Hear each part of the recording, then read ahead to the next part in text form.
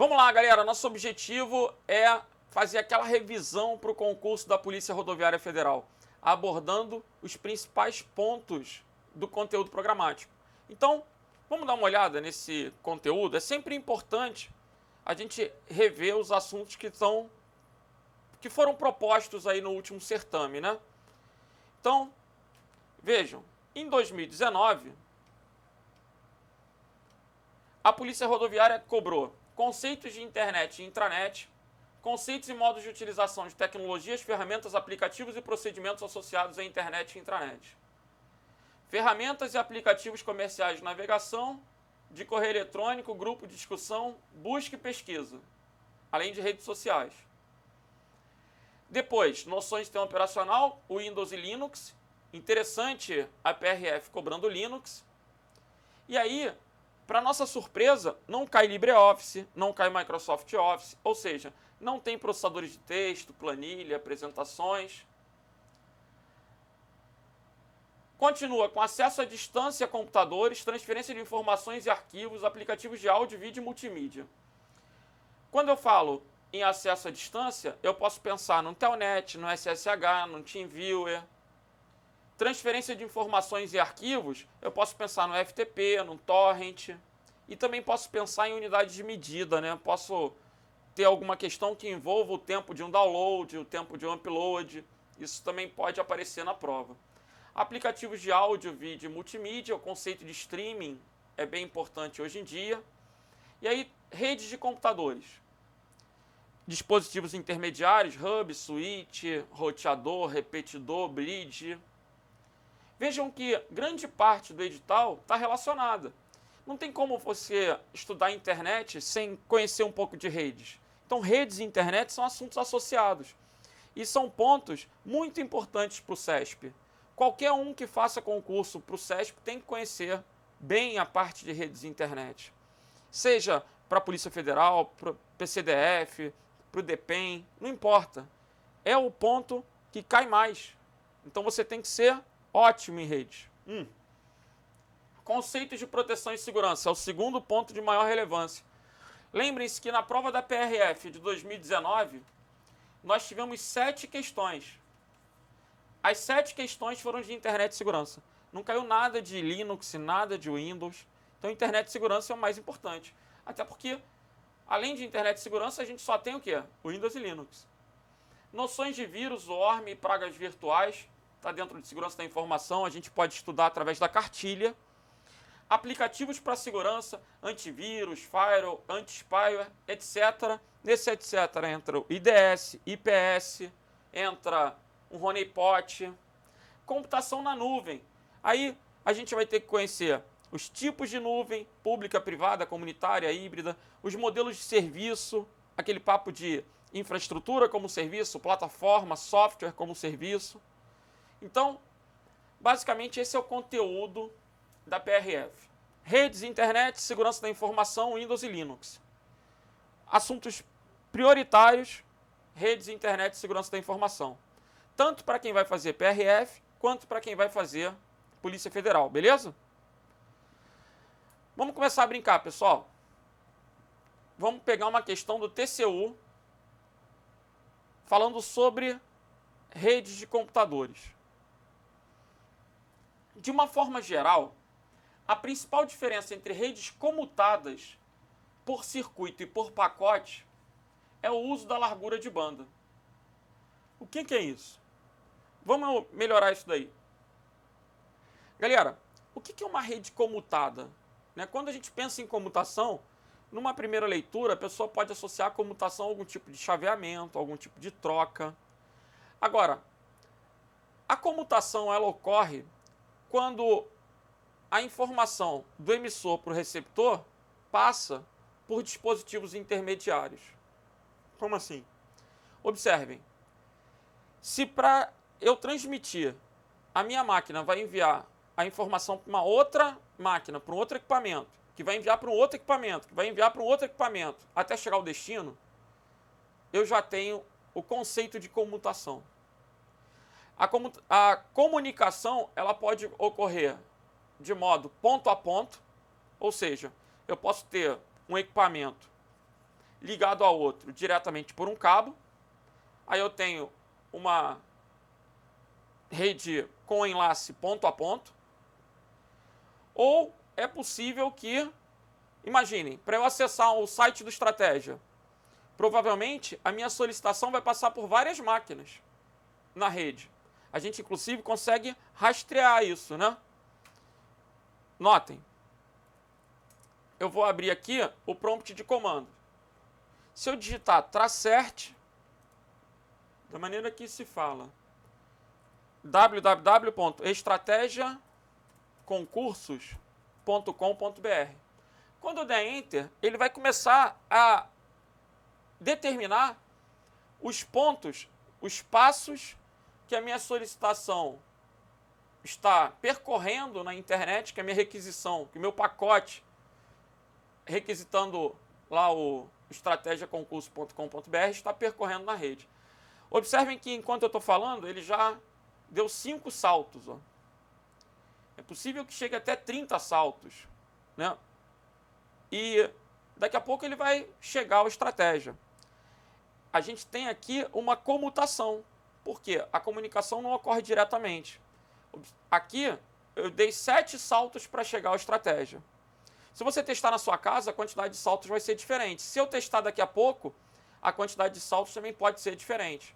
Por quê? Esse roteamento é dinâmico, de acordo com o melhor custo, né? Aquele caminho mais rápido, naquele momento, é que vai ser definido pelos roteadores para entregar a minha requisição, para entregar aquela informação. Então, é fato que a internet é uma rede comutada. Agora, existe comutação por circuito e existe comutação por pacote. Existem outros tipos de comutação ainda. Existe comutação por mensagem, né? Existem outros conceitos de comutação, mas que não são tão relevantes. Qual é a característica da comutação por circuito? A comutação por circuito é comumente usada na telefonia. Por quê? Galera, quando eu ligo para alguém, imagina, o exemplo que eu costumo dar na aula é de uma ligação para Portugal. Na década de 50, 60, se você quisesse ligar para Portugal, ia demorar meia hora para completar a ligação. Por quê? Você ligava para uma central, aí a pessoa perguntava, quer falar com quem? Portugal. Aí tu ligava, atendia uma outra central, até chegar a Portugal, você falava com várias telefonistas. E elas iam colocando lá os cabos, né, plugando os cabos para reservar o quê? O caminho da comunicação. Até tocar o telefone lá para o destinatário. Se durante essa ligação alguma das telefonistas soltasse o cabo, a ligação caía. E aí você tinha que restabelecer o circuito. E por mais que você não tivesse falando nada, se vocês ficassem mudos no telefone, iam pagar caro na época. Mas falando ou não falando, aquele circuito estava reservado para aquela comunicação. Então, para poder começar a falar, a gente tinha que estabelecer todo um caminho, aquele caminho ficava reservado o tempo inteiro, e só assim a transmissão iniciava. Essa é uma característica da telefonia. Na internet, não há reserva prévia do caminho, do canal. Na internet, quando a gente manda uma informação, a gente não sabe a rota que aquele pacote vai percorrer. A gente manda a informação para o roteador. Ele vai definir qual o próximo salto. E assim, uma informação, quando trafega na rede, ela é toda segmentada. Quando eu mando uma imagem, um e-mail, um arquivo qualquer através da internet, ele vai ser dividido em pacotes. Ele vai ser segmentado. E esses pacotes vão ser transmitidos por rotas que são, para mim, aleatórias. Eu desconheço a rota que o pacote vai percorrer na internet. Essa comutação usada na internet é prioritariamente uma comutação por pacote. É óbvio que é possível a gente ter diferentes tipos de comutação na rede. Na década de 90, eu usava o telefone para acessar a internet. Então, a comunicação entre mim e o provedor ocorria como? Com uma comutação de circuito. Mas do provedor em diante, a informação era transmitida através de pacote. Então, vamos voltar. Vamos lá, galera. De uma forma geral, a principal diferença entre redes comutadas por circuito e comutadas por pacote, de uma forma geral, é que a rede comutada por circuito estabelece o quê? Reserva prévia do recurso. Ela determina o caminho antes de transmitir e mantém aquele caminho todo ocupado durante a conexão ali, durante a transmissão do emissor para o receptor. E a comutação por pacote não. Ela explora melhor o recurso, né? Permitindo que várias pessoas utilizem aquele meio de transmissão, trabalhando com a fragmentação dos dados. Então vejamos. De uma forma geral, a principal diferença entre redes comutadas por circuito e por pacote é o uso da largura de banda. Na comutação por circuito, transmitindo ou não, transmitindo pouco ou muito, aquele recurso está ocupado enquanto aquele emissor e receptor estiverem conversando. Na comutação de pacote, o meio é melhor aproveitado. Eu tenho o quê? Um acesso múltiplo. Várias pessoas podem estar transmitindo através da fragmentação dos pacotes. Eu mando um pacote, outro manda um pacote, outro manda um pacote, e assim a gente tem um acesso múltiplo que melhor utiliza a largura de banda. No último caso, qual o último caso? Por pacote, a largura de banda é alocada antes e garantida durante a transmissão. Aí a questão ficou errada. Essa característica de garantida durante a transmissão, de ser reservada, é clássica da comutação por circuito.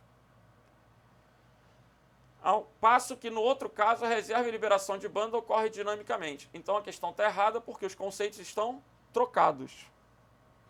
Beleza? Primeira questãozinha, errada. Lembrando que o material está disponível no meu canal do Telegram. Então, você que estiver assistindo a aula, pode entrar lá no Telegram, professor Renato da Costa, e como o Telegram permite que você acesse materiais de datas anteriores, procura lá a data do dia 15 de janeiro, ou dia 14, né, porque eu costumo postar antes de 2021, para pegar o material, beleza? Vamos à próxima questão. A maioria das WANs, o que é uma WAN? Uma rede extensa, né? Quando a gente pensa em classificação de rede com relação ao tamanho,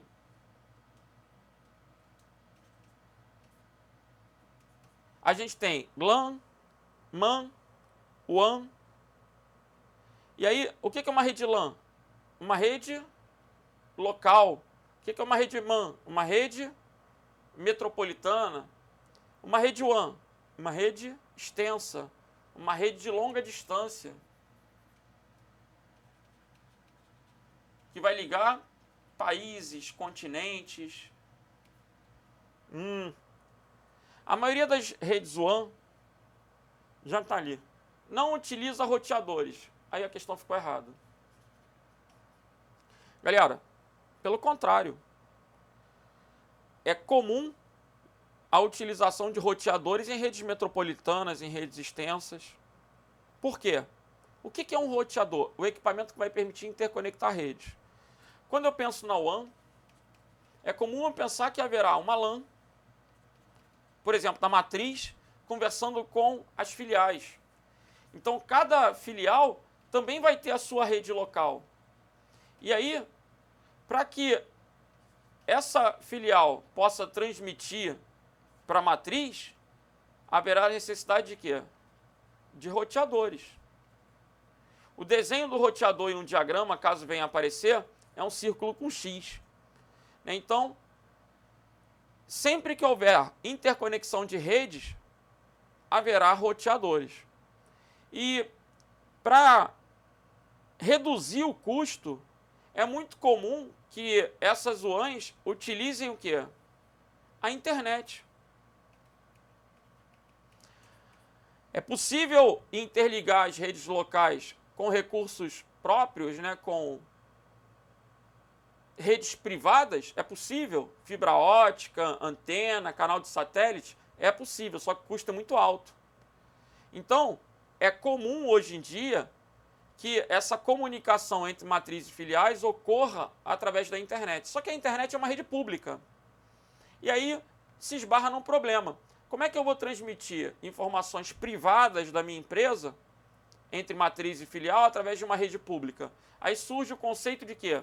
De VPN, rede privada virtual, que oferece criptografia e tunelamento para o tráfego seguro das informações na internet. E, obviamente, a internet é composta por inúmeros roteadores. Na questão anterior, no exemplo que eu dei, para acessar o site do Estratégia, passava lá por, 7 roteadores, né, por 7 nós. Ele ia saltando até chegar ao destino. Então, as redes extensas, muitas vezes são públicas, por causa do custo, e utilizam o quê? Roteadores. Agora, falando um pouquinho sobre os tipos de rede, lembrem-se que existem muitos tipos de rede, né? LAN, MAN, WAN, BAN, IAN, GAN, RAN, CAN, PAN. Ah, se eu quisesse tomar o tempo de vocês, eu podia ficar meia hora falando sobre isso. Agora, sendo muito pragmático, LAN é rede local, MAN é rede metropolitana, vai ter o escopo de uma cidade, entre ruas, entre bairros. WAN é rede extensa, é aquela que tem uma distância ilimitada. São os 3 tipos básicos. E o quarto que pode aparecer na prova é a rede PAN, que é a rede pessoal, muito característica do Bluetooth. Ok? Redes o quê? Pessoais. Ah, eu botei o celularzinho no bolso, fonezinho de ouvido, eu tenho uma rede PAN, uma rede pessoal. E sempre que vier um W na frente, lembra que é wireless. Então, se o examinador fala LAN, é uma rede local.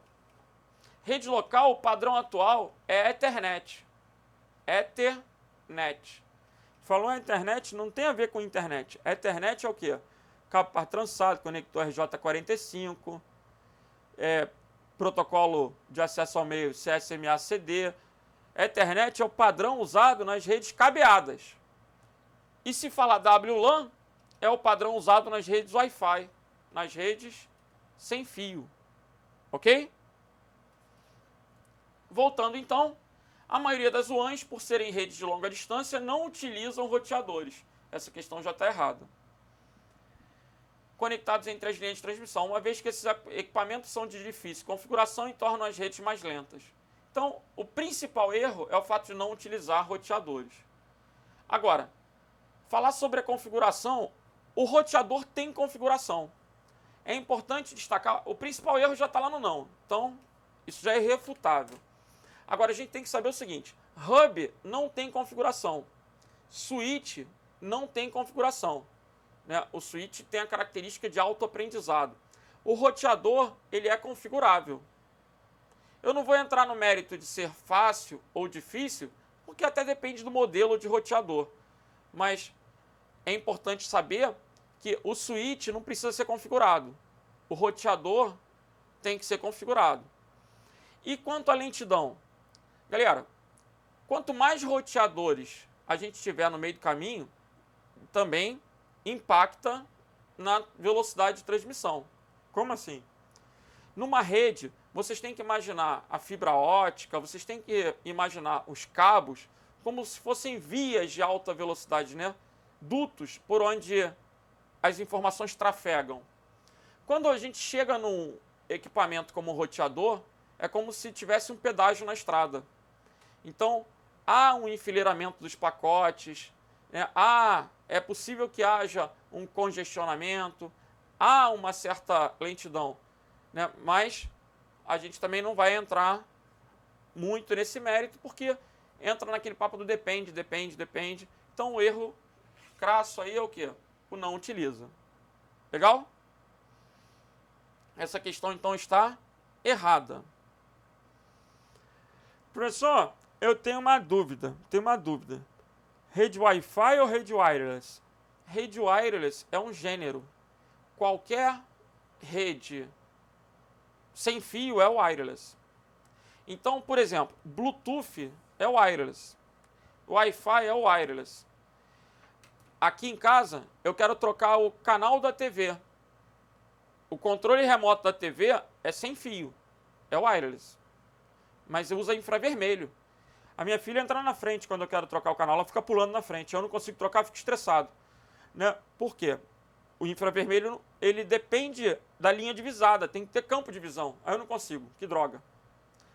Agora, para passar o cartão no metrô, para passar o cartão no ônibus. Hoje a gente pega um cartão e encosta para passar na roleta, né? Aquela tecnologia também não tem fio. Para pagar cartão de crédito, a gente tem uma tecnologia chamada NFC. Galera, são todas sem fio. É tudo wireless. Agora, eu preciso que vocês entendam que o wireless é um gênero. O Wi-Fi é uma espécie. Né? Qualquer coisa sem fio é wireless. O Wi-Fi é uma espécie de comunicação sem fio. O Bluetooth é indicado para as redes PAN. O Wi-Fi é indicado para as redes o quê? WLAN. Devido ao alcance, à potência, à taxa de transmissão. O Wi-Fi é um padrão indicado para as redes locais wireless. Ok? Assim como a Ethernet é o padrão indicado para as redes locais cabeadas. Assim como o Bluetooth é para as redes pessoais. Essa associação, ela é interessante para a prova. Vamos que vamos. O Wi-Fi, então, é um padrão. É o I3E 802.11. Legal? Vamos à próxima questão.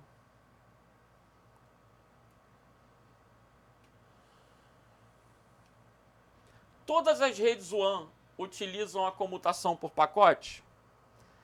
Essa é aquela questão clássica do CESP, né? Todas as redes WAN utilizam a comutação de pacote? Qual o problema dessa questão? Todas. Comumente, sim. É comum que uma rede extensa seja comutada por pacote. Mas o todas, nessa questão do CESP, torna o item errado. Por quê? Olha lá. De acordo com o Furosan, até coloco a referência, né, que é um autor muito explorado pelo CESP, existem as WANs comutadas e as WANs ponto a ponto. Notem que no exemplo de ponto a ponto que ele dá, ele pode colocar... Isso era muito comum na década de 90, né? A comunicação com provedores. Ó. ISP é uma sigla que representa o quê? Um provedor de serviço de internet. Então, na década de 90, a gente pegava um telefone e, através de um modem, a gente se conectava a um BBS que precedeu os provedores de internet, se conectava a um provedor. Essa comunicação, ela era privada. Você tinha que ter um telefone para ligar para um outro telefone. E o mais engraçado é que se tu tentasse entrar no horário de pico, dava ocupado, você não conseguia. Você tinha que torcer para alguém cair para você entrar. Porque era um telefone para cada cliente. Era uma comunicação o quê? Ponto a ponto. Essa WAN, ela não tinha equipamentos intermediários aqui no meio. Agora, hoje em dia, quando a gente pensa numa WAN, exemplo, eu estou acessando o sistema da empresa, filial e matriz. Aí, esse acesso através da rede pública, que já é esse diagrama de cima aqui, vai percorrer o quê? Vários nós. Lembre-se que a comutação, ela se dá quando a comunicação passa por vários nós intermediários para chegar ao destino. Então, voltando para a questãozinha do CESP, toda a rede WAN utiliza a comutação de pacote? Comumente, sim. Atualmente é muito comum, é o mais popular. Entretanto, toda está errado porque existe a hipótese de uma WAN ponto a ponto. Legal? Vamos continuar. Eu estou com muitas dúvidas, muitas perguntas. Em um momento mais oportuno, aquilo que não foi inerente à questão, eu posso comentar no final da aula. O que foi inerente à questão a gente pode ir abordando, ok? Vamos lá, Prefeitura de Ipojuca. Intranet é uma rede restrita a um grupo de usuários. Se é uma intranet, intra caracteriza uma rede o quê? Privada. Então toda a intranet é restrita. Por quê? A internet difere por ser uma rede pública. E a rede pública tem um acesso o quê? Irrestrito. A intranet tem informações confidenciais. Vamos continuar. Intranet é uma rede restrita a um grupo de usuários que utiliza os mesmos recursos e protocolos que a internet. Acho que aqui já merece uma reflexão. Vem comigo. Aqui em casa eu tenho uma rede, eu tenho uma impressora e qualquer computador da minha casa consegue imprimir. A internet é uma só. Eu pago a TIM. E todos os equipamentos aqui da minha casa, a televisão, o smartphone, todo mundo consegue acessar a internet. Ah, eu consigo passar um arquivo da minha máquina para o computador da minha filha e até consigo jogar com ela. Eu tenho uma intranet na minha casa? Fala comigo. Pensa e responde. Na minha casa, eu tenho uma intranet? Galera, é óbvio que não. Por quê? Na minha casa, eu não tenho servidores. Eu não tenho aqueles computadores que ficam ligados ininterruptamente, oferecendo serviços. Computadores com uma capacidade computacional até maior, né, com funções dedicadas. Eu não tenho isso na minha casa. A rede da minha casa é uma rede ponto a ponto, onde todo computador pode oferecer algum tipo de serviço ou pode requisitar algum tipo de serviço. Não é comum as residências terem intranet. Na minha casa eu tenho uma rede local, uma LAN. Olha o que eu estou querendo mostrar. Nem toda LAN é uma intranet. O que caracteriza a intranet é oferecer os mesmos serviços com a mesma tecnologia da internet no âmbito privado. Então, toda a intranet vai oferecer serviço de páginas mais internas. Então, eu quero acessar o portal da empresa. O cliente não consegue, mas eu consigo acessar o portal de colaboração da empresa. Eu consigo acessar páginas com ramais dos funcionários. Eu tenho um e-mail interno, é um outro serviço, só para troca interdepartamental, para troca interpessoal dos funcionários da empresa. Eu tenho um servidor de arquivos FTP. Então, o que caracteriza a intranet é usar os mesmos programas, mesmos protocolos, mesma tecnologia no âmbito quê? Privado. E com uma infraestrutura própria, sem depender da internet. Eu posso ter a intranet da empresa sem internet. E se a internet parar de funcionar, a intranet vai continuar funcionando, porque os servidores estão dentro da empresa. Legal? Então, voltando para a questão. Intranet é uma rede com modelo cliente-servidor, restrita a um grupo de funcionários que utiliza os mesmos recursos e os mesmos protocolos que a internet. Ou seja, a mesma tecnologia. Quando ele fala os mesmos recursos, servidores, roteadores, comutadores e protocolos que a internet utiliza como arquitetura TCP/IP, o FTP, o SMTP. FTP é para quê? Transferência de arquivos. SMTP é para quê? Envio de correio eletrônico. Então, a intranet é uma rede privada. Ok? Privada. Essa questão está certa. Vamos que vamos.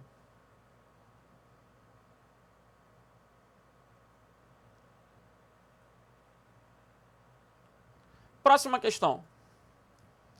Ao se enviar e receber mensagens através de uma intranet, o acesso a essa intranet será feito por meio de um servidor local, conectado a uma rede local WAN e fazendo uso do protocolo TCP/IP. Você observa que nesse texto há uma contradição. Rede local WAN, aqui a questão já está errada. Vamos retomar. Ao se enviar e receber mensagens via intranet, eu posso ter uma intranet dentro de uma rede local, eu vou ter uma intranet dentro de uma empresa. O acesso a essa intranet será feito por meio de uma rede, de um servidor local, de um servidor próprio, proprietário, conectado a uma rede local WAN. Então, rede local WAN tornou a questão completamente errada. Que tem que fazer uso do TCP/IP, não tenha dúvida. O TCP/IP é indispensável, tanto na internet quanto na intranet. Sem TCP/IP, sem conectividade. Ok? Eu posso ter uma rede local com um protocolo diferente do TCP/IP. Eu poderia ter, na década de 90, uma rede local com NetBIOS, com AppleTalk, com IPX-SPX, que era do Netware, da Novell. Tem um monte de protocolos alternativos. Mas jamais seria uma intranet ou jamais iria se conectar à internet. Internet e intranet, necessariamente TCP/IP. Beleza? Vamos nessa.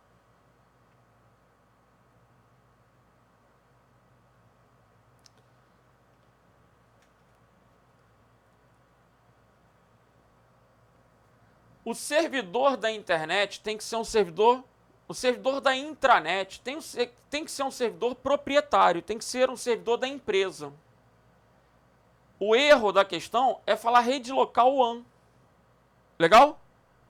O servidor tem que ser proprietário. Rede local não pode ser WAN. Aqui eu tenho uma contradição.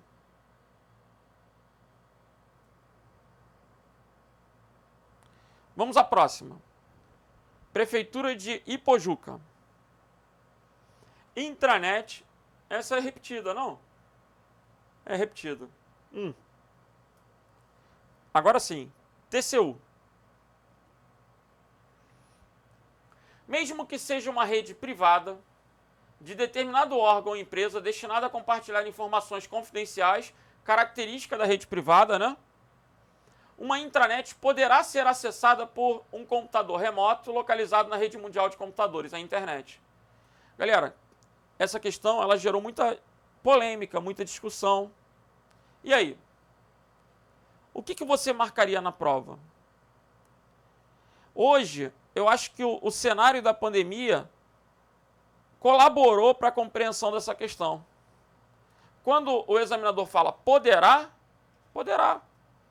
Hoje você não pode trabalhar de casa, em home office, e se você estiver acessando a intranet da empresa a partir da internet, via VPN, isso hoje é cada vez mais comum. Eu acho que, de certa forma, a pandemia mudou a vida das pessoas. Ainda que hoje a pandemia acabe, todo mundo, né, tenha vacina e tudo, eu não tenho dúvida de que mudou o ensino, a aprendizagem e vai mudar também as relações de trabalho. Porque muitos empresários observaram que, com a pandemia, eles conseguiram reduzir os custos operacionais, né? Desalocou espaço físico, não tem mais gasto de energia elétrica, cafezinho, secretário, limpeza, desaloca um monte de gastos e deixa o cara trabalhar em casa. E a produtividade pode ser que tenha até aumentado. Aquele funcionário não tem mais aquelas 2 horas de trânsito para ir, para voltar. Pode ser que ele trabalhe até mais, de forma assíncrona. Enfim, não tenho dúvida de que mudou o mercado de trabalho, mudou, sim, a maneira de estudar. A minha filha está na 4ª série e estudou o ano inteiro praticamente online. A rejeição que nós tivemos, né, com o ensino à distância, ela não terá, sem dúvida. Provavelmente, a partir de agora, ela terá um ensino híbrido na escola. Um ensino que vai ter tanto presencial quanto online. Isso já vai estar na formação dela. É uma tendência. Então, voltando para a questão do TCU, poderá? Poderá. A intranet é privada, mas ela pode ser acessada remotamente? Claro, se o funcionário estiver trabalhando em casa, ele está em home office, ele pode acessar a intranet da empresa? Sim. Ah, professor, ele precisa ter internet. Porque o acesso dá via VPN, rede privada virtual. Então, VPN é a tecnologia que utiliza o quê? Uma rede pública, como a internet, para acessar uma rede privada. Essa questão está certa.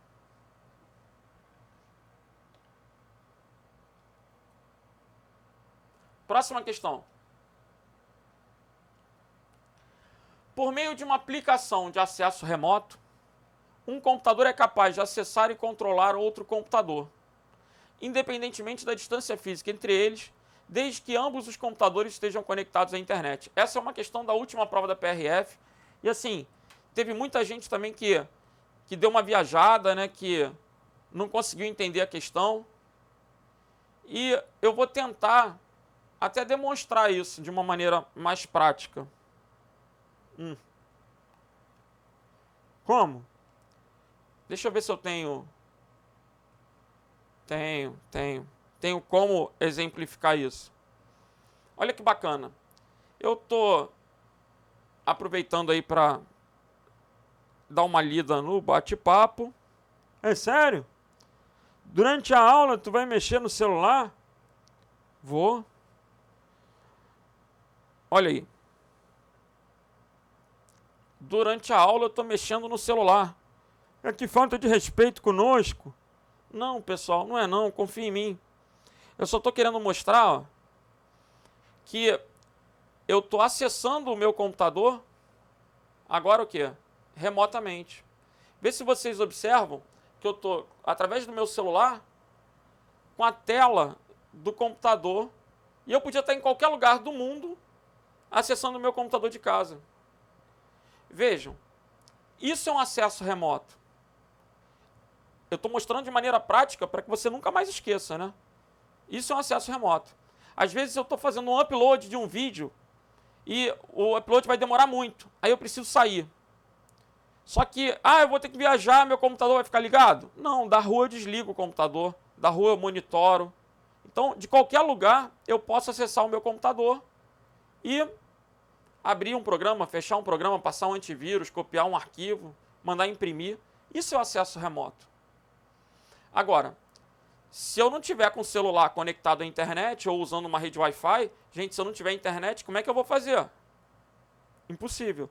O computador de casa tem que estar ligado e conectado na internet, e o computador remoto, usado à distância, também tem que estar ligado e conectado à internet. Então, voltando para a questão. Por meio de uma aplicação de acesso remoto. O que seria essa aplicação de acesso remoto? Que está lá no conteúdo programático do edital. Eu usei o TeamViewer.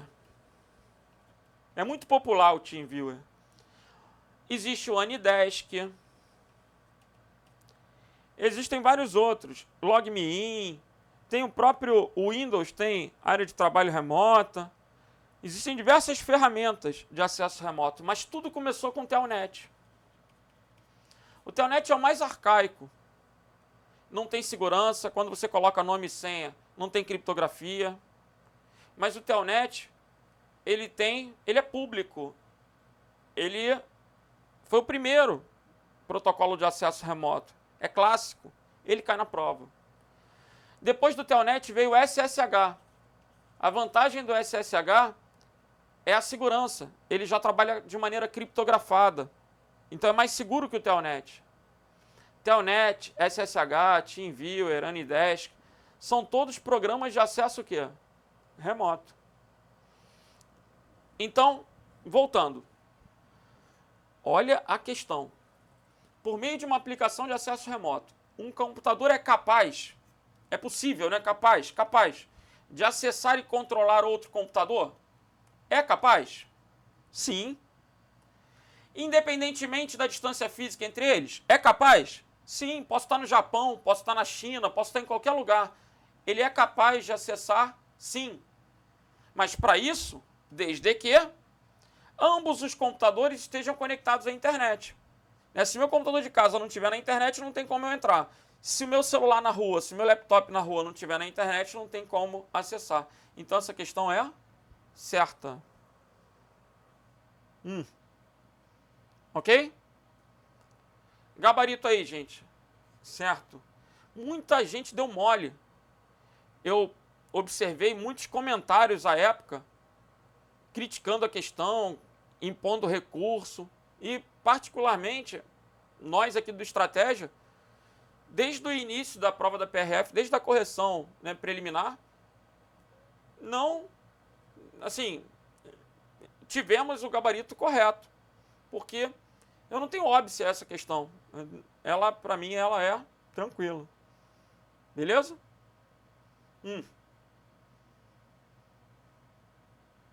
Próxima questão.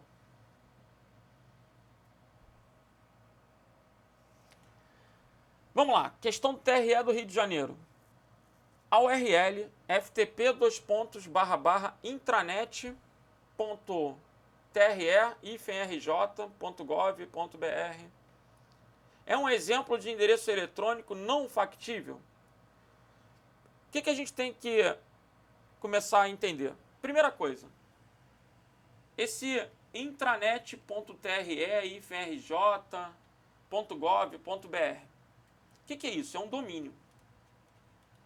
É um domínio brasileiro.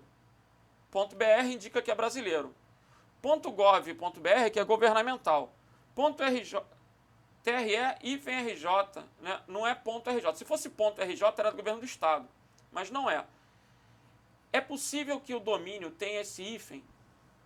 Sim, a gente vê isso no curso. O hífen é permitido, desde que no meio eu não possa começar nem terminar um domínio com hífen. Não poderia ter tipo TRE hífen, nem hífen TRE, mas pode ter TRE hífen RJ. Então, o domínio aqui é tre-rj.gov.br.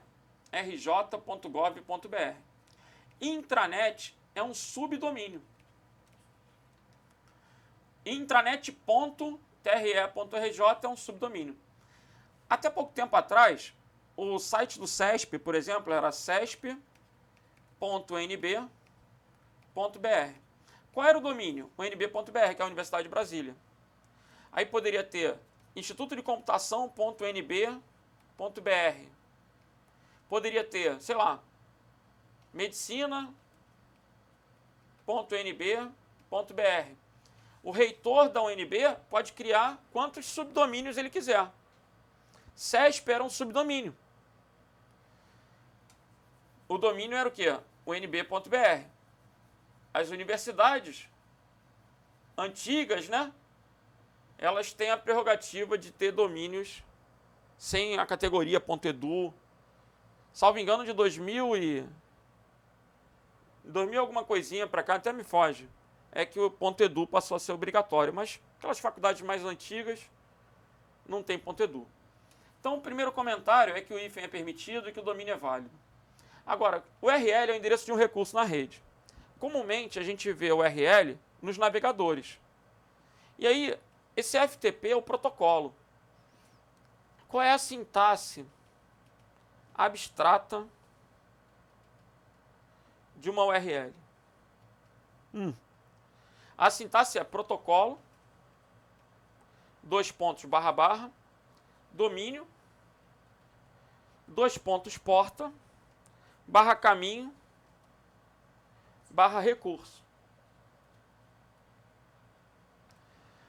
Galera, eu posso ter uma URL do tipo http www.prf.gov.br/edital.pdf. Eu posso ter essa URL? Posso.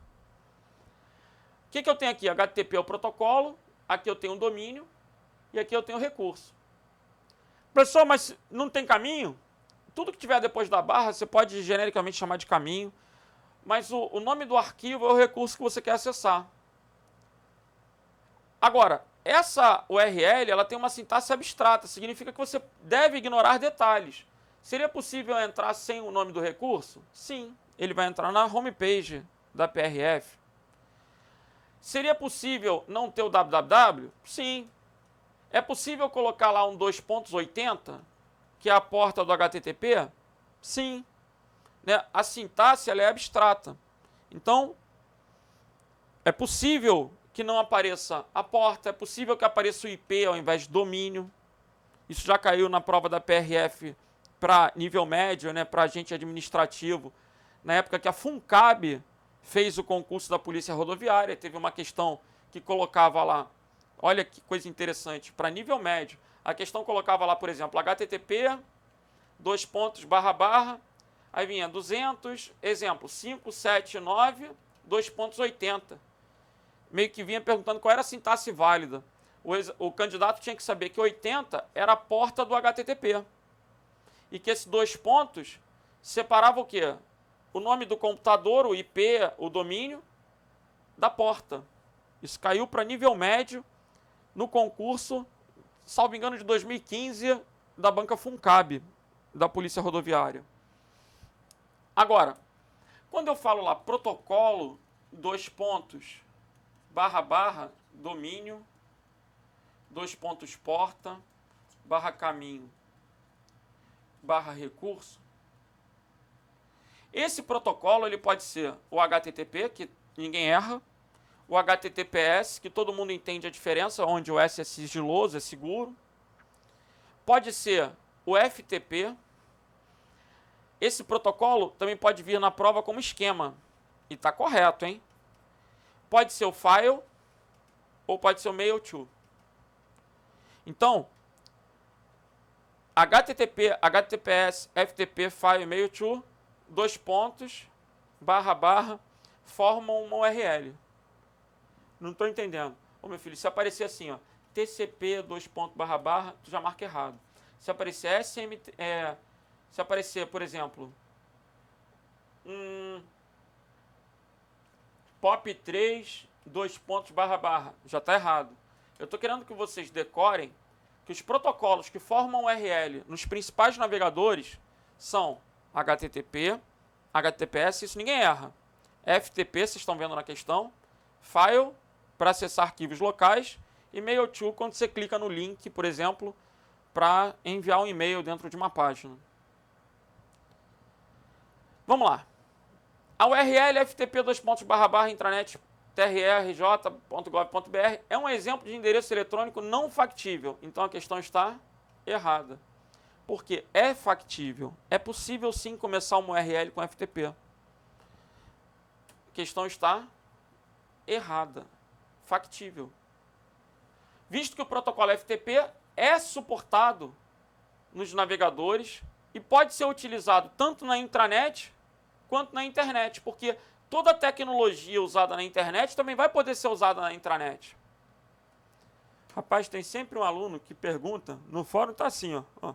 Professor, cai intranet na prova, o senhor não vai ensinar Intranet Explorer? Eu falo, o quê, meu filho? Intranet Explorer. Eu falo, oh, meu Deus, não viaja, isso não existe. Não existe Intranet Explorer, existe Internet Explorer. O mesmo Google Chrome que você usa na internet, você vai usar na intranet. O mesmo Outlook que você usa na internet, você vai usar na intranet. Então, todos os protocolos, programas, tecnologias da internet podem ser usadas na intranet. Quando ele restringe, ó, sendo utilizado apenas, não, apenas nada. Tanto na internet quanto na intranet. Então essa questão está errada. Professor, essa questão foi fácil. Legal. Por isso que ninguém podia errar essa questão da Polícia Rodoviária. Olha essa questão da PRF. As versões mais modernas dos navegadores, tanto do Google Chrome, quanto do Firefox, quanto do Edge, né, que agora foi reformulado e parece muito com o Chrome, porque ele é baseado no Chromium, reconhecem e suportam em instalação padrão os protocolos de internet FTP, SMTP e NNTP. E aí? Oh, meu Deus. Se eu acabei de mostrar na questão anterior que ele suporta HTTP, HTTPS, FTP, File e Mail-to, por exemplo. FTP ele suporta, SMTP não, NNTP não. Então a questão está o quê? Errada. O SMTP ele é para e-mail. Quais são os programas que suportam SMTP? O Outlook e o Thunderbird, por exemplo. Thunderbird. Estes vão suportar SMTP, POP, IMAP. Professor, não é POP 3? Ô, meu filho, POP 3 é a mesma coisa. O 3 é a versão POP, IMAP, IMAP 4. Protocolos de correio eletrônico não são suportados pelos navegadores. Quando você acessa o correio eletrônico no navegador, você está usando o HTTP. Você está usando o quê? O HTTPS. Você não está usando o SMTP no navegador. O navegador não tem SMTP. E esse NNTP é um protocolo de newsgroup, grupo de notícias. Galera, na década de 90, era comum o usuário, através do Outlook, cadastrar um grupo de notícias. Eu tinha lá grupo de notícias seguindo o Vasco, seguindo assuntos de meu interesse. Aí você postava lá uma notícia, as pessoas comentavam. O grupo de notícia, ele precedeu, esse newsgroup, né? Ele precedeu os fóruns que a gente tem hoje. O que aconteceu? Tem muitos serviços que eles foram se tornando obsoletos porque foram migrando para a web. Como assim? Galera, hoje em dia não tem mais newsgroup porque tem um fórum. Hoje em dia, a galera não usa Outlook porque tem webmail. Cada vez mais as coisas vão migrando para a web. A web vai se tornando muito popular. Quando eu falo web, eu estou falando de quê? Do serviço de páginas da internet, onde é obrigatório ter um navegador para acessar a web, né? Para eu poder acessar aquela URL. Legal? Professor, o NNTP é o RSS? Não, RSS é um serviço muito mais novo do que o serviço de newsgroup. RSS era um outro padrão para feeds, para atualizações de conteúdo em páginas, baseado em XML, por exemplo, era outro recurso. O NNTP era usado na década de 90. Iniciozinho da década passada, ou seja, 20 anos atrás se usava o NNTP. E um detalhe, existem outros protocolos que têm siglas parecidas. A gente está muito acostumado com SMTP. Mas existe um protocolo, por exemplo, chamado SNMP. Qual a diferença? O SMTP, sua mensagem está partindo, é para enviar e-mail, né? Preliminarmente, a gente aprende dessa forma. Enviar e-mail é o protocolo básico para correio eletrônico. Já o SNMP gerencia informações sobre status de equipamentos da rede. Não entendi. Eu tenho uma intranet. Como é que eu vou saber se a impressora está online? Como é que eu vou saber se o computador está online? O SNMP gerencia informações sobre equipamentos. Ligou, desligou, o SNMP fica sabendo. Aí você aprendeu o NNTP, que é velhão. E na próxima prova vai que cai o NTP. Não tem nada a ver. O NTP é para o relógio. Vocês já observaram que é possível que a data e a hora esteja errada, mas quando você entra na internet ele atualiza? Como é que ele atualiza? Como é que ele sincroniza a data e a hora de acordo com o fuso horário e tudo com o protocolo NTP? Ok? NTP é um, NNTP é outro. Professor, eu queria aprender mais sobre o SMTP, porque eu vi na questão da Polícia Federal em 2018 que falava que o SMTP envia e recebe. Eu tenho um vídeo no meu canal do YouTube, chama-se Desmistificando o SMTP para o CESP. Alguma coisa com esse título. É parecido.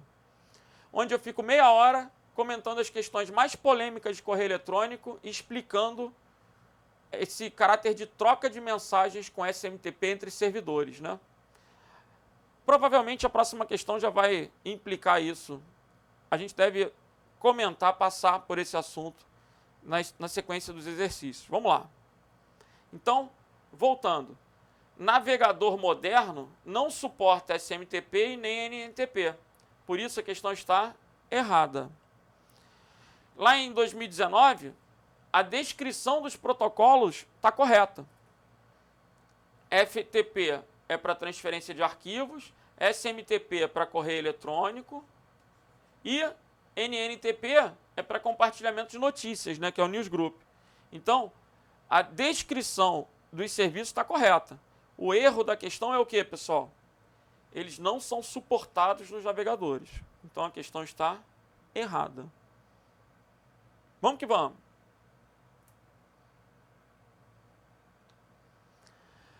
Ministério Público de Tocantins. O SMTP para correio eletrônico, o FTP para transferência de arquivos e o Telnet, terminal virtual, são protocolos adotados na camada de rede da arquitetura OSI e ISO. Antes da gente entrar nesse papo das camadas, deixa eu só esclarecer um pouco mais sobre o FTP. Eu muitas vezes questiono, principalmente em turma presencial, eu pergunto para a maior parte, né, peço para o pessoal levantar o dedo com o seguinte: FTP é para transferência de arquivos. Isso é sabido. Todo mundo pega a sigla, File Transfer Protocol. Agora, é possível que você já tenha usado o FTP e não saiba? Olha a minha pergunta. É possível que você tenha usado o FTP e não saiba? Galera, essa é uma pergunta cuja resposta é não. Como assim? Cara, quem já usou FTP sabe. Porque quem já usou FTP, primeiro, teve que digitar FTP, // teve que colocar o URL com o FTP na frente. Provavelmente deve ter obtido com alguém um nome de usuário, uma senha. É comum a autenticação no FTP, ainda que haja o acesso anônimo. O serviço de FTP é um outro serviço que está em desuso. Duvido. A maioria aí nunca usou FTP, estão botando sim, sim, sim, sim. A maioria nunca usou FTP. Quem é que usa FTP? Quem administra um site, por exemplo. Eu sou web designer. Então, o web designer usa FTP. É comum. Mas quem não é nada, não é web designer, não é nada, duvido. Olha lá. Eu tenho um domínio, FTP, //renatodacosta.com.br. Para eu acessar esse FTP, ele me pede nome do usuário e senha. Aí eu posso botar aqui o nome do usuário e eu não lembro a senha. E aí? Se eu conseguir entrar, se o meu login estiver certo, ele vai mostrar aqui como se fossem pastas no explorador de arquivos, para que eu possa copiar um arquivo, para que eu possa apagar um arquivo, renomear. O objetivo do FTP não é permitir que eu visualize a página coloridinha com imagem. Isso é o HTTP, que é o hipertexto. O objetivo do FTP é permitir que eu atualize o meu site, que eu apague um arquivo velho, que eu coloque um arquivo novo. Eu vou botar uma apostila nova no meu site. Aí eu entro com FTP e manipulo o arquivo. Por que a maioria hoje não usa FTP? Por que o FTP está em desuso? Porque tem o OneDrive, tem Google Drive, tem Dropbox, tem o eTransfer, tem uma série de serviços que são muito mais fáceis. Eu não falei para vocês que a maior parte dos serviços estão migrando para a web? Então, da mesma forma que hoje ninguém usa mais Outlook porque tem webmail. Hoje ninguém vai usar mais Newsgroup porque tem fórum. Hoje dificilmente alguém vai usar FTP porque a gente tem armazenamento na nuvem. A gente tem serviços que são mais amigáveis, que são mais fáceis de serem utilizados. Professor, o FTP é só de envio? Não, o FTP é de manipulação. Eu posso enviar um arquivo para o servidor, eu posso baixar um arquivo do servidor para a máquina, eu posso renomear um arquivo, apagar um arquivo, eu vou manipular, vou criar pastas no servidor. Para que vai usar esse FTP? Por que usava isso no passado? Porque o e-mail limita o tamanho do arquivo. Se eu quisesse, por exemplo, mandar um capítulo do meu livro para a editora. O capítulo tinha lá 50 megas. Eu não conseguia mandar por e-mail. O e-mail limita o tamanho do anexo. Então, para eu transmitir arquivos grandes, era comum que as empresas tivessem computadores para receber esses arquivos grandes, configurados como servidores de FTP. E aí davam acesso, nome de usuário e senha, para que os funcionários pudessem, os colaboradores e tal, pudessem acessar esse servidor e colocar os arquivos lá, por exemplo. Ok? Vamos que vamos. Voltando. O SMTP para correio eletrônico, o FTP para transferência de arquivos e o Telnet para o terminal virtual, né, para eu poder acessar remotamente uma máquina, são protocolos adotados na camada de aplicação. Por isso essa questão está errada. Quando ele fala em modelo OSI, o modelo OSI tem 7 camadas. Quais são essas 7 camadas? Galera, eu decorei o seguinte.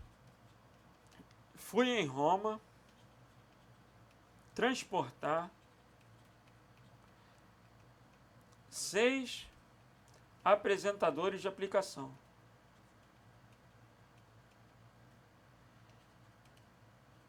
Aqui vai ter sempre aquele cara chato que vai falar assim, professor, deveria ser fui a Roma. Ô meu filho, se tu botar fui a Roma não funciona.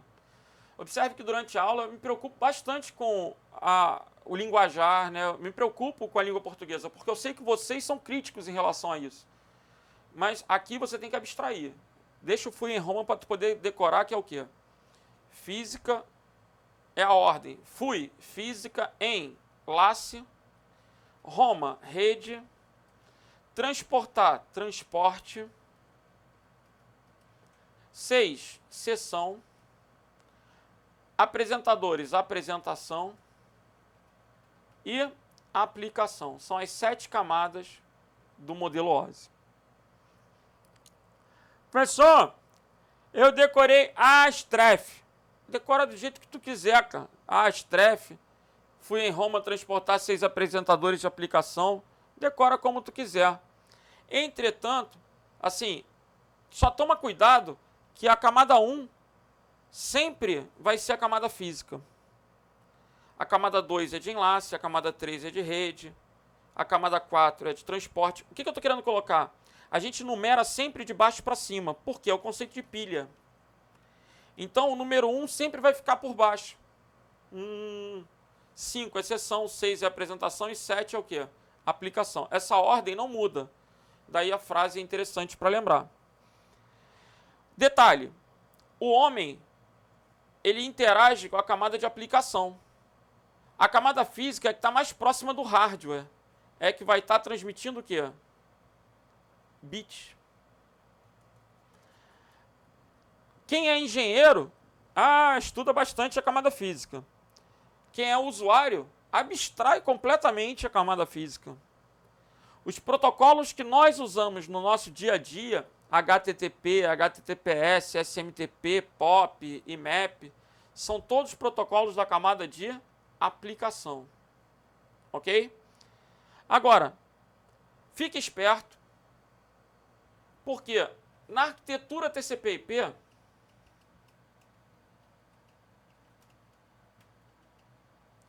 nós temos 4 camadas. As 3 camadas mais altas correspondem à camada de aplicação. A camada de transporte continua sendo de transporte. A camada de rede passa a ser chamada de internet. E as camadas física e de enlace podem ser chamadas de camada de link, camada de interface de rede ou camada de acesso ao meio. Essa camada mais baixa é a camada onde tem mais divergência em relação aos nomes, né? Eu decorei RITA. Rede, internet, transporte e aplicação. Beleza.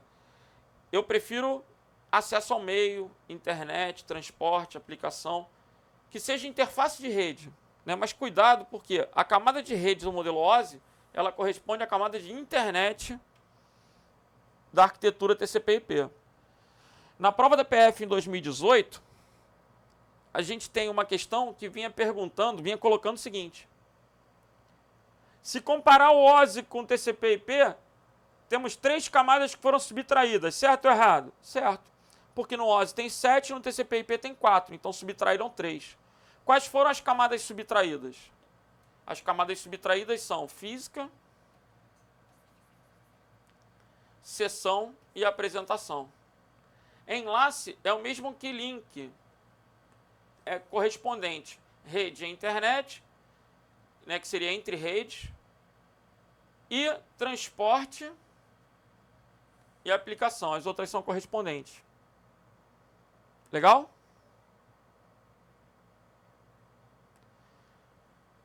Vamos que vamos.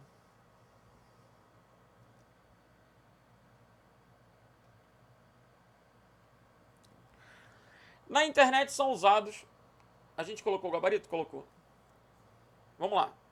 Na internet são utilizados na camada de transporte os protocolos TCP/IP, não, TCP e IP, enquanto na camada de rede pode ser usado o protocolo UDP, certo ou errado? Vejam, o que ele chama de camada de rede aqui? Por que eu não gosto da RITA? Porque essa camada de rede que ele está sugerindo corresponde à camada de internet.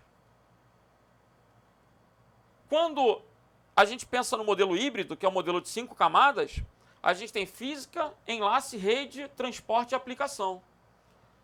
Então, vamos melhorar isso. Se a gente considerar um modelo de 5 camadas, a gente tem física, enlace, rede, transporte e aplicação. Aplicação. Quais são os protocolos da camada de aplicação? HTTP, HTTPS, FTP, POP3, SMTP, IMAP4, Telnet, SSH, DNS, DHCP, são da camada de aplicação. Quais são os protocolos da camada de transporte? TCP, principalmente TCP e UDP. Pode vir o RTP. Na camada de rede, o que ele chama de camada de rede? É a camada de internet. A gente tem o IP, o ICMP, o ARP, o RARP. Então, na internet são utilizados na camada de transporte os protocolos TCP e UDP. Essa questão está errada. Enquanto na camada de rede, que seria a camada de internet, pode ser utilizado o IP. Ou seja, está trocado. Você tem que trocar IP com o DP para corrigir a questão. Legal? Então ela está errada. Vamos lá, vamos continuar. Qual a diferença do TCP para o UDP? Importante, né? O TCP é orientado à conexão, confiável. O UDP sem orientação à conexão, rápido, mas não confiável. Isso é importante. Vamos para o Tocantins. Agora, falando um pouco sobre dispositivos intermediários. Os hubs e switches são equipamentos aptos a realizar funções específicas da camada de rede. O que ele chama de camada de rede aqui? Aqui é no modelo OSI, na camada de rede. A gente tem camada física, camada de enlace, camada de rede. Na camada física, a gente pode colocar como exemplo o hub e o repetidor. Na camada de enlace, a gente tem a bridge, que é a ponte, e o switch. O switch layer 2, né? Que é o switch de enlace, que vai comutar quadros. E na camada 3, 1, 2, 3, fui em Roma. Nós temos o roteador, que pode vir na prova como um switch layer 3, que comuta pacote. Comuta pacote. Enquanto o layer 2 comuta quadros, frames. Ok? Voltando então para a questão. O hub e o switch são equipamentos aptos a realizar funções específicas da camada de rede. Galera, hub é camada 1, física, switch é camada 2, enlace. Então essa questão está errada. Quem seria específico para a camada de rede é, por exemplo, o roteador.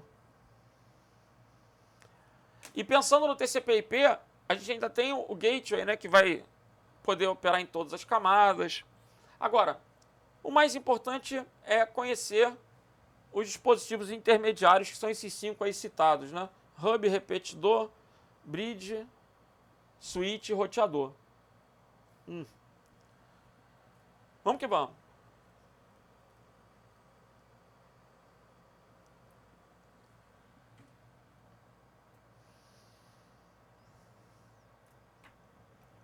Próxima questão. Polícia Rodoviária, questão de 2019, a gente sai um pouco da parte de rede e vai um pouquinho para a segurança da informação. Outra questão que gerou uma polêmica, as dúvidas são recorrentes. Vejam, qual é a característica do vírus? Todo vírus precisa ser executado para infectar o computador. O vírus se insere em arquivos existentes na máquina. Ele se replica se inserindo arquivos existentes na máquina, né, modificando arquivos existentes. Leiam a questão e vejam se há algum motivo para discussão.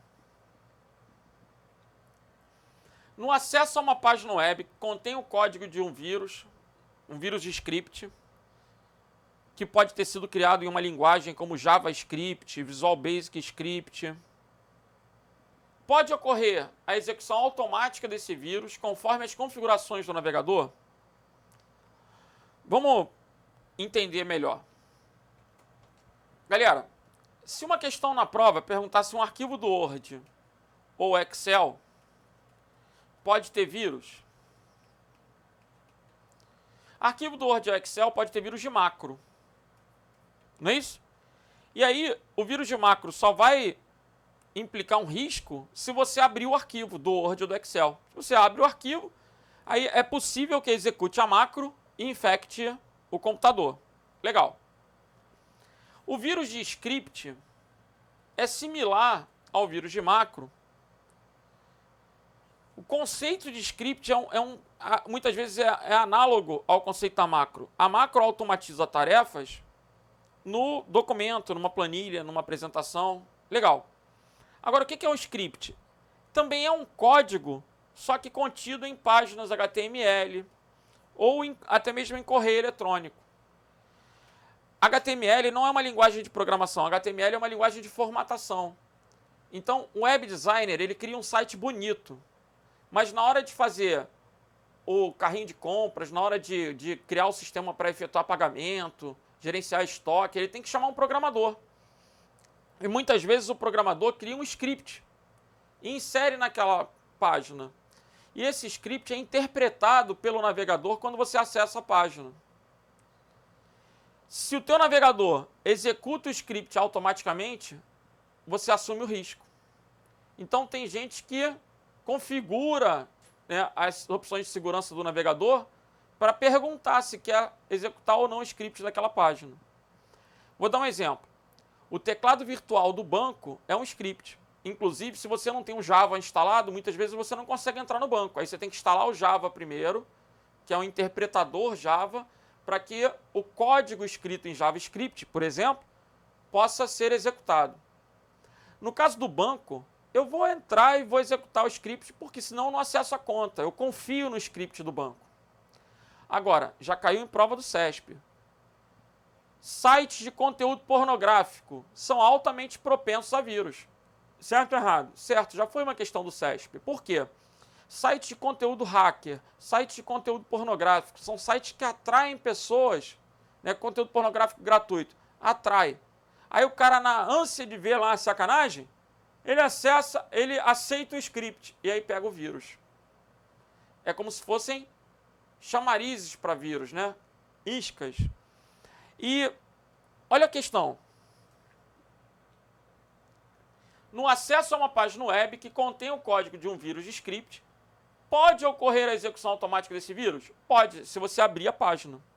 Aí teve gente que quis entrar com recurso falando assim, professor, mas todo vírus não precisa ser executado para infectar a máquina? Sim. Quando você abre a página, você fez o acesso. Se você abriu a página, você executou o arquivo. E aí pode ocorrer? Pode ocorrer. Então a questão está o quê? Certa. O vírus de script não é uma exceção. Se você não entra no site, você não pega o vírus. Você só vai executar o script se você abrir o site, né? Aí você está executando o site aí. Vamos lá. Próxima questão. Eu recomendo que vocês estudem a cartilha, né? cartilha.cert.br. Na verdade, eu recomendo que vocês estudem o PDF do Diegão, né, cara? Diego Carvalho que arrebenta no PDF. Mas todos nós usamos a cartilha como referência.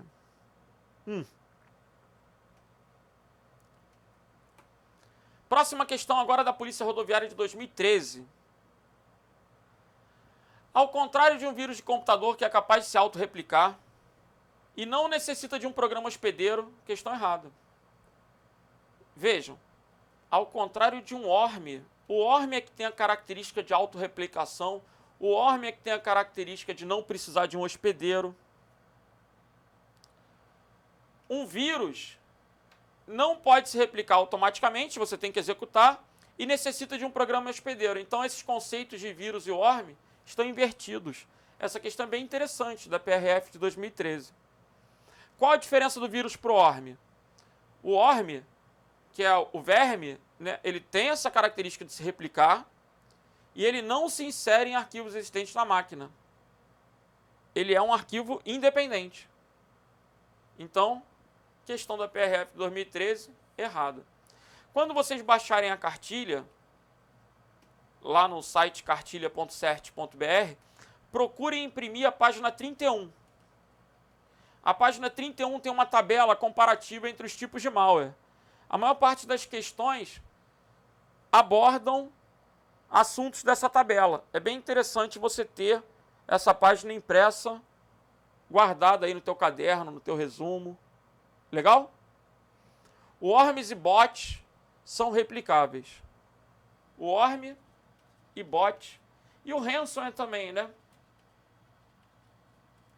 Worm, bot e ransomware. São os programas que têm a característica de se replicar automaticamente e de não se inserir em programas hospedeiros. Lembrando, spyware, backdoor, cavalo de Troia, esses não se replicam. Página 31 da cartilha. Vamos embora, vamos embora. Vamos agora para outra questão de 2019, agora falando sobre computação em nuvem. A computação em nuvem do tipo software como serviço. Quando ele fala do tipo, nós temos modelos de serviço. Ah, eu quero tirar uma onda, botar um monte de modelo de serviço. Ô, meu filho, não precisa não. Só 3 são muito importantes para a prova, que é a infraestrutura, plataforma e software. A infraestrutura vai hospedar uma aplicação. A plataforma vai construir uma aplicação. E o software vai ser consumido pelo usuário. Vamos lá. A computação em nuvem do tipo software como serviço possibilita que o usuário acesse aplicativos. Aplicativos são consumidos. Exemplo, Word, Excel, PowerPoint, online, webmail, agenda do Google. São serviços que até então você tinha que instalar na máquina e que agora você pode acessar remotamente, bastando ter internet e um navegador. Então, essa questão da Polícia Rodoviária de 2019 é uma questão clássica, né, antiga, certa. A computação em nuvem do tipo SaaS possibilita que o usuário acesse aplicativos, editores de texto, planilhas eletrônicas, né, Word, Excel, PowerPoint, online, e serviços de qualquer local, porque é através da internet, usando um computador. A questão está certa. Aí eu posso lembrar do Google Drive, do Google Docs, né? Toda aquela parte de planilha, formulário, texto, apresentação. Vamos que vamos.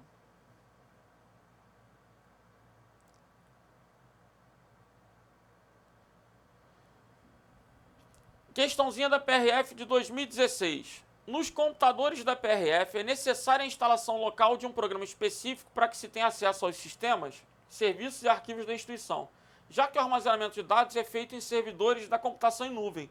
Galera, por que essa questão da PRF 2016 está errada? Raciocina comigo. Se ele está afirmando, já que o acesso se dá através da computação em nuvem, não é necessário instalar programas específicos, porque a proposta do software como um serviço na nuvem é que você possa acessar os serviços online a partir de um navegador. Basta ter um browser, Internet Explorer, Google Chrome, Firefox, para que você possa desfrutar dos serviços da rede. Então essa questão está errada. Beleza? Galera, a gente vai então encerrando a nossa aulinha de hoje. Não deu para fechar todas as questões. Haverá outras maratonas e elas serão aproveitadas, né? Haverá ainda muitas aulas até a prova da PRF. De antemão, agradeço a todos que participaram, todos que estiveram presentes aí durante a aula. Lembro de pedir aí para que vocês me sigam no Instagram, é @prof.renatodacosta. E quem quiser, não deixe de dar uma olhada no meu canal do YouTube, que também tem bastante aula legal lá. Aula de banco de dados, tem aula de alguns assuntos. Pode ser que interesse, que complemente aí o estudo de vocês. Beleza? Um abraço para todos. Vamos que vamos. Agora eu volto para dirimir dúvidas. Pessoal, se alguém quiser falar alguma coisa, quiser perguntar algo, agora eu estou lendo o bate-papo. Já criei o ponto de corte. Vou ler o bate-papo.